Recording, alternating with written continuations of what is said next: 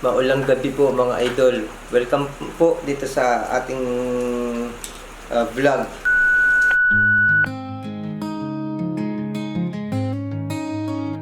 Bahagharing makulay dito sa silangan.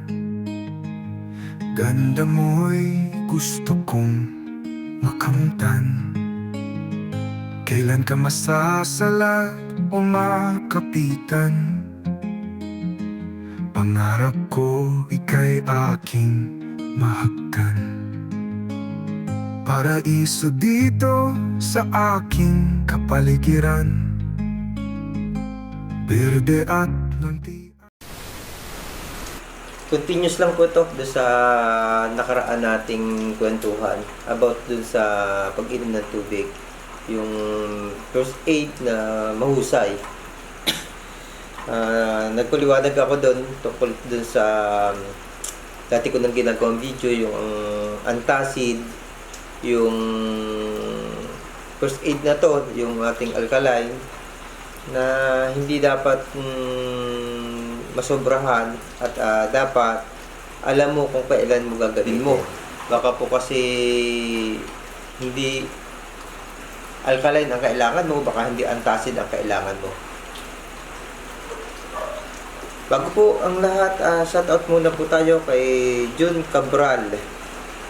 Shoutout na rin po natin si Ralph Barok. Ganun na rin po kay Raymond Candidato. Shoutout na rin po natin si Mark Partosa,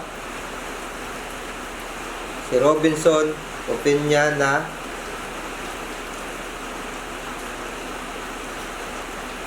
saka po si Richard Nudlay. Ihabol na rin po natin ng mega shoutout si Edwin saka Lamitaw. Yan. Nanonood din ako nung isa kong vlog. Bali, dalawa po yung vlog ko. Dalawa pong channel. Yung isa ko pong channel ay para po doon sa aking garden. Yun po yung talagang gusto kong pagkitaan. Itong ginagawa ko po dito sa channel na ito, ano lang po talaga ito, pagtulong po, advokasya ko po ito. Dito po kasi sa paggagawa ko ng vlog, ito po yung isa sa mga nakatulong sa akin kung paano ko na-overcome yung naging sakit ko, yung acid reflux. Kasi yung acid reflux po, pinalala po ito ng anxiety. Dagdag kaalaman din po kung bakit po masyadong nahihirapan tayo sa sakit na GERD ay dahil po sa anxiety. Kakambal po ito. Sa karanasan ko po ay kakambal po ito ng sakit natin. Kaya dapat po hindi lang po talaga tayo nakaasa sa doktor. Ako po napakahaba po ng panahon na umasa lang ako sa doktor. Ang naging problema, tumagal yung sakit ko. Although sinasabi ko naman mga kaibigan na ang sakit nating GERD, yan po ay chronic, yan po ay walang cure. Pero huwag naman po kayo mawawala ng pag-asa na pag sinabing chronic, ito walang cure, ay habang buhay ka ng papahirapan. Dahil ako po, sa panahon ko ngayon, although normal naman akong tao, nakakaranas pa rin ako ng acid reflux, pero hindi po katulad nung sa GERD talaga na na masyadong mahirap. Talagang sobrang hirap yung sa GERD. Minsan nakakaranas pa rin po. Bakit po? Kasi nga dahil sa mga reaksyon, hindi naman po tayo perfecto na lahat ng dapat iiwasan ay talagang maiiwasan. Nangyayari din po na yung dapat iwasan, kahit alam kong dapat iwasan, minsan talagang nagagawa. Napaliwanag ko nito sa mga vlog na ginagawa ko dahil yun po ay dala ng hindi naasahan. Realidad na buhay po. Halimbawa, sabi ko nga, isang problema, Kapag ang isang problema, yan naman din minsan hindi mo talaga kayang iwasan, biglang pumasok sa'yo, mati-trigger. Mati-trigger po yung ating katawan at bibigay po. Mag-acid reflux tayo. Minsan kapag sobra yung problema, hindi mo mapigil yung problema, hindi ka kasi pagka ganun po, ang nakaka-stress sa ating problema, kailangan po makabawi tayo. Magbigyan natin ng solusyon, matanggal natin ang problema, na sa ganun po, hindi po magtuloy-tuloy yung stress ng katawan natin. Kasi kapag tuloy-tuloy yung stress, tuloy-tuloy yung acid reflux. Kasi reaction po siya. Ngayon, kapag tuloy-tuloy ang acid reflux, hindi po tayo katulad ng mga hindi nagkaroon ng GERD, na kusa siyang magre-repair, mag-develop yung katawan natin. Tayo po hindi. Tayo po mismo yung gagawa ng paraan para makondisyon. Yan po yung mga nangyayari sa mga taong naka-recover po sa GERD. Hindi po pag sinabi naka-recover sa GERD, parang normal. Ang mga tao po nakaka-recover sa GERD, yan po ay tayong gagawa para hindi tayo mahirapan. Yan po, nangyayari po yan kapag independent na tayo, hindi na tayo umaasa kalimitan sa mga doktor. Kasi doktor ang gagawin sa iyo niyan, hindi lang ikaw yung pasyente niyan, maraming pasyente yan. Ang gagawin sa iyo niyan, bibigyan ka ng gamot. Kasi yun yung pinag-aralan nila kung paano gamutin yung problema, ano yung gamot na ibibigay. Pero sa haba ng pinagdaanan ko, sa dami kong research na ginawa sa sakit na to, kasi nga pahirap, iisa lang talaga sinasabi, walang cure. Walang cure. Kapag kinapitan ka na nito, habang buhay ka na magpapagamot. Pero pwede ka naman pala hindi magpagamot ng habang buhay kung ikaw mismo sa sarili mo aalamin mo yung problema mo. Kapag alam mo yung problema mo, alam mo na yung gagawin mo. Alam mo na kung paano mo ito hadlangan. Kasi hindi pa pwede talaga, mga kaibigan, na gagamutin lang. Kasi pabalik-balik. Ang kailangan, hadlangan mo. Huwag mong payaga, makapenetrate yung sakit. Kasi pagka ang sakit na sa katawan mo na, yun yung sinasabi natin, cure. Ang cure naman ng ginagawa ng gamot, yung mga sintomas, yun yung halimbawa, mataas yung acid. May GERD ka, tumaas yung acid, iinom mo ng antacid. Pababa yung acid, giginhawa ka. Pero hanggang kailan? Halimbawa naman, nag-bloated ka naman, nag-bloated ka, iinom ka ng gamot kasi hindi ka matunawan, iinom ka ng gamot, matutunawan ka na, giginhawa ka. Yun lang yung tanging pamamaraan na ginagawa ng gamot. Hindi yung pag uminom ka na niyan, mawawala na yung sakit ng GERD. Hindi. Tuloy-tuloy yun. Kapag inatake ka ng GERD, habang buhay, may GERD ka. Yun nga lang, mga kaibigan, sabi ng iba, may isang regular na nanonood sa channel kong ito na kala daw niya magaling na ako at may something na nakakaramdam ako. Siyempre, reaction nga po ng katawan. Reaction nga ng katawan. Ang isang tao na sinasabi ko lagi, magaling na kapag nakukondisyon mo na, yung naibabalik mo na sa normal, yung pamumuhay mo, unang-una, yung realidad na buhay na ginagawa mo, nagagawa mo na, hindi ka natakot sa mga atake, kasi alam mo na yung gagawin mo. Yun yung kasi naging normal na yung pamumuhay, yun yung matatawag nating magaling ka na. Pero yung GERD, hindi siya nawawala. Andito lang yan. Nakokontrol lang. Nanonood pa kasi ako nung isang vlog ko. Ito kasi yung nag-ano kasi ako, gardening ako. Isa to sa mga hilig ko din, production, ang ginagawa ko ngayon, production ng ubas. Start ako, medyo malaki-laki na, ilang buwan na lang siguro, baka makapagpabulaklak ako. Tapos, dagdag hanap buhay, dagdag kita. Siyempre, yun naman, purpose naman natin doon sa wine grapes naman, yung gustong gumawa ng sariling suka. Katulad ako, may sample ako dito ng suka na ano naman to, sa may puno ako ng apple mango dito, apple mango naman to. Ayan. Sa mga may gourd, maganda yung mga tunay na suka yung ginagamit, hindi yung binibili. Hindi yung binibili natin. Ito, asim nito. Asim na. Pero October 5 pa yung ang kolekta ko nito. Ito ay piniperment natin. Maganda din ito. Yung kung maalala nyo, nasabi, gamot daw sa acid reflux yung apple cider vinegar. Ito, apple mango cider vinegar.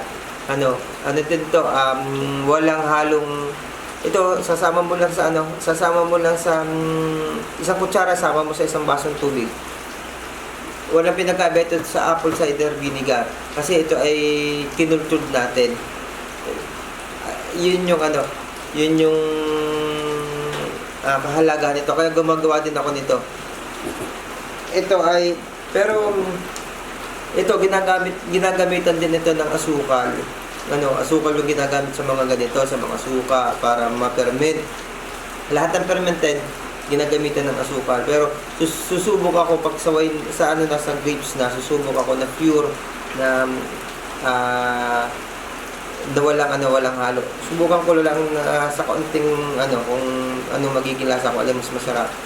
Ito ay yung ginamit ko ditong asukal, yung hindi refine, yung tawag doon, yung sobrang pula, sunod sa muscovado, sunod na siya. Ito naman, yung light, ganun din siya. Light, kaya ganito yung kulay mangga. Asim. Yan.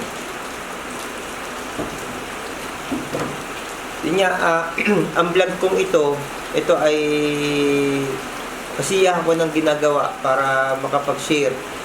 Pero itong vlog ko namang, itong isang ito yung panghanap buhay. Kaya ako ginagawang vlog para magkaroon ako ng customer. Pagdating ng araw, alam na nila na meron ako. Yan. Ito yung dahilan kung bakit may dalawa akong vlog. Ayun, additional tip yun ha. Pagka ang suka mo, apple cider vinegar lang yung magandang suka na pwede natin gamitin sa may sakit na GERD, acid reflux. Isang kutsarang suka, isang basong tubig, inumin mo. Ito, ang ganito, yung pagka mga natural, na katulad itong sa aking ginawa suka, parehas siya sa apple cider vinegar. Pwedeng isang kutsara, inumin mo. Paano yung acid reflux.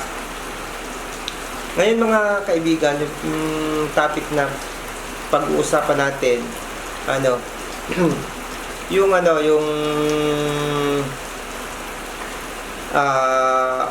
baka magkamali kayo ng pag-inom ng antacid o kaya ng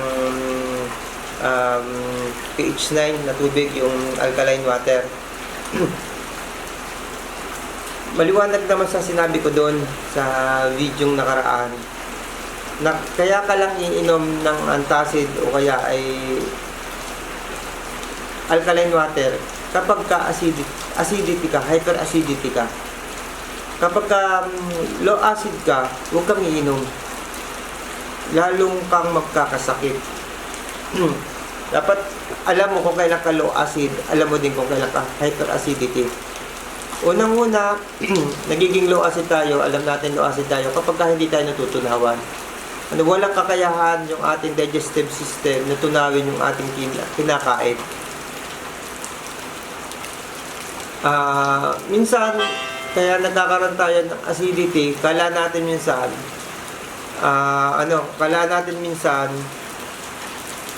hyperacidity tayo. Minsan nakakalito din. Kahit ako nalilito din ako doon. Pero siyempre, pagka matagal ka nang may sakit, masyado ka nang pinag-iisipan yung mga gagawin. Kasi familiar ka na eh. Minsan, kung bakit tayo nagiging hyperacidity, yung nag-umpisa yan dahil nagkakaroon tayo ng heartburn. Ang dahilan nun, yung ating sphincter natin lumuluwag. Ang pinag-umpisahan yan, low acid.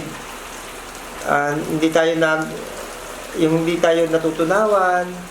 Anong nangyayari dyan? Nagiging loose yung nagiging sobrang relax yung ating sphincter. Nagiging loose. Kumakawang na siya. Pag kumawang na siya, tendency niyan, yung acid, normal yung acid sa ating digestive system. Ang acid, kasama yan sa immune system natin. Kasi, kapag wala yung acid, hindi tayo makakapag-kolekta ng mga vitamins, ng mga kasi hindi matutunaw yung ating pagkain kung saan doon ko kolektahin ng katawan natin yung mga pangangailangan. Ngayon, umihina yung katawan natin kasi nga hindi tayo makatunaw ng maigi. Doon nag-uumpisa kung bakit tayo nagkakasakit ng GERD. Kaya ingat tayo kasi baka mamaya yan kakainom tayo ng ng antacid at saka ng pH 9, lalo nang tayo hindi matunawan. Alam mo naman pagka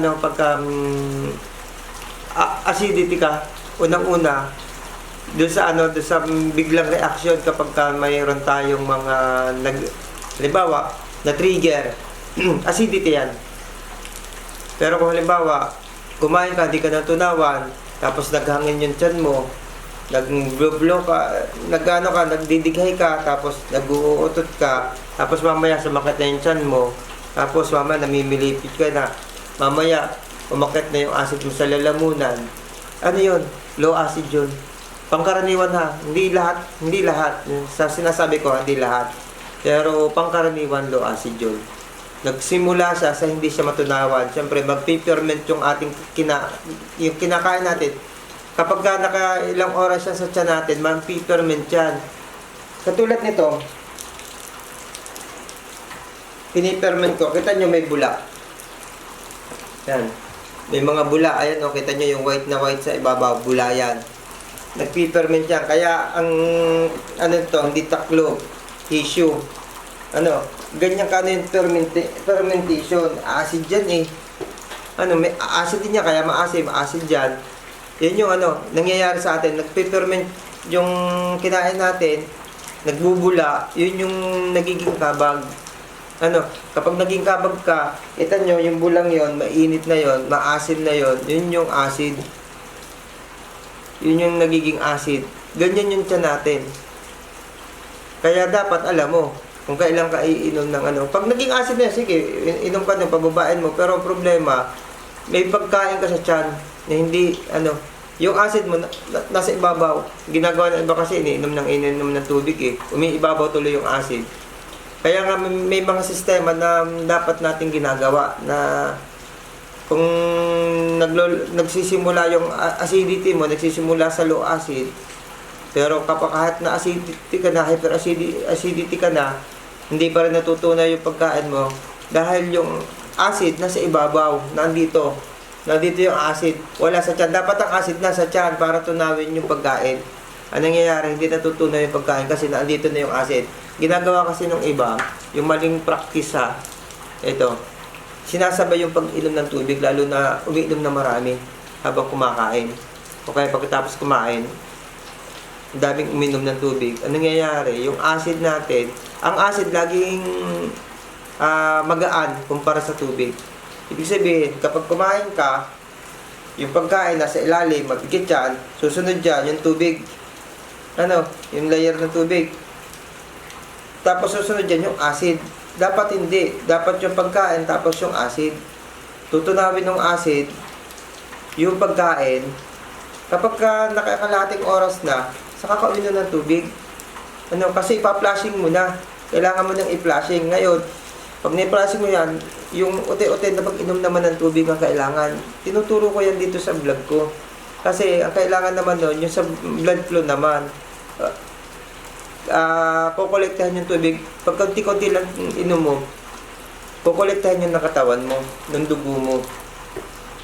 At ito, dahil sa sobrang tagal na ng sakit ko, research ako ng research, doon ko din natutuklasan ito mga ito. Hindi naman ako practitioner eh. Ito naman, hindi naman natuturo ng doktor. Ano lang, continuous lang na kailangan ng dagdag kaalaman. Yung mga vlog na ganito na ang nagbablog yung mga may sakit, ano yan, yung mga binablog ng mga katulad ko, yun yung mga naranasan namin kung paano kami nakasurvive. Mahalaga yan sa katulad ninyo na baguhan sa acid reflux. Mahalaga yan kasi yung mga kinukwento namin, napagdaanan namin, nakasurvive kami sa mga kwentong yun. Ito, buti na lang may suka ako dito, magandang sample, ganyan yung tiyan natin. Umaakit yung acid, nasa ibabaw yung acid, kumukulo. Kapag nakarelax na yung ating splinter, lalabas doon. Kaya ang init dito sa lalamunan, tapos ang acid. Tapos minsan may amoy kalawang, yun yung amoy ng ng ating stomach. Kaya minsan sisira yung ngipin natin kasi parang acid yan, yung acid. Sa lahat ng na-research ko, lahat lumalabas parang kasing tapang ng asido. Yun nga, pagka bloated ka, kailangan mong bawasan yung inom ng tubig para yung acid mo, tutunawin yung pagkain, hindi ka mag-bloated. Kapag kasi ang practice natin, sinasabay talaga natin ng pag-inom ng tubig, nabubloated talaga tayo. Magre-react siya na magpiperment yung kinain mo. Isang oras na hindi siya natunaw, mabilis kasi yung acid natin pag kumain tayo, may time clock tayo sa katawan natin. Kapag kumain tayo, alam niyo ng katawan natin yon, maglalabas ng acid yon. Maglalabas na ng enzyme yun, yung ating katawan, para tunawin yan. Ngayon, kung hahaluan mo ng tubig yan, hindi niya maabot yung pagkain. Hindi niya maabot yung pagkain. Ang isa pa kung bakit tayo nagkakaroon ng H. pylori bacteria, kasi ang ating acid nga ng katawan, isang part yan ng ating immune system. Ang trabaho ng acid, bukod sa tunawin ng pagkain natin, ang ating tiyan, ang isa sa maraming bakterya sa parte ng katawan natin. Kasi nagpapasok tayo ng pagkain. Ngayon, yung pagkain, kalimitan, may kasamang bakterya yan, may kasamang virus yan. Ang trabaho ng acid natin, patayin, puksain yung mga kasama ng pagkain, na virus at saka bakterya. Ngayon, kapag mahina yung acid o kaya nawawala yung acid, nagiging alkalinized yung ating tiyan, yung ating digestive system, nakakapag-penetrate yung bakterya. Yan yung H. pylori bacteria, di ba? Ang sinusugatan ng ating bituka. Nagkakaroon tayong ulcer, nagkakaroon tayo ng Barrett. Dahil sa H. pylori bacteria, ang dahilan niya, nagiging sobrang alkalinized yung ating stomach, na dapat andyan yung acid. Sana wag tayong malito do sa hyperacidity tsaka sa low acid. At para alam natin yung gagawin natin. Kapag nagtrabaho ka, katulad sabi ko, may intervention ako, meron akong PH9 dito, lagi, hindi ako nawalan. Nagbuhat ako. Ang tendency, maglabas ng acid, o kaya biglang nagkaroon ako ng problema, o kaya biglang madaming trabaho na stressful yung trabaho, doon ako umiinom ng alkaline water. Kasi acid talaga yun. Hyperacidity yun. Pero kung halimbawa, o kaya kumain ako ng bawal sa acidic, magre-react. tumaas yung acid doon. Pero kung ang normal naman tayo, tapos na-bloated tayo, nag-umpisa sa bloated, ano yan? Low acid yan. Low acid yan. Ang kailangan mo, pagka naramdaman mo nun, huwag ka muna mag-iinom. Kaya mo munang bumaba yung, yung tubig sa stomach mo para yung acid mo, habang dumadami yung acid mo, maabot yung pagkain. Kapag ka naabot yung pagkain, natunaw niya yung pagkain, wala na wala na mag-produce ng gas. Kaya kung mapapansin nyo, utot tayo ng utot, digay tayo ng digay, pero hindi nauubos yung hangin.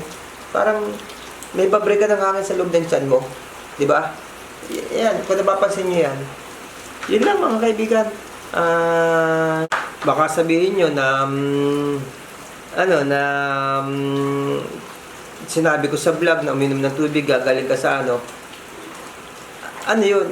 may tamang panahon kung kailan mo iinumin yun. Yung antacid, kung kailan mo iinumin, yung alkaline water, kung kailan mo iinumin. Hindi yun palagi kapag may naramdaman ka sa tiyan mo, may naramdaman ka sa katawan mo, yun agad yung inumin mo. Hindi, kailangan alam mo kung kailan inumin. Ito na nga yung pinukwento ko sa inyo. Sana pag-aralan nyo mabuti yung katawan nyo. Kung ano nangyayari sa katawan nyo. Medyo mahirap kasi ako nahirapan din ako nung umpisa, pero habang tumatagal, nakakabisado na natin yung ating problema sa kalusugan. Yan pa mga kaibigan. Ingat tayo sa lahat ng ginagawa natin. Bye-bye po at God bless you. Paki-like, paki-subscribe, paki-share ng aking video ito.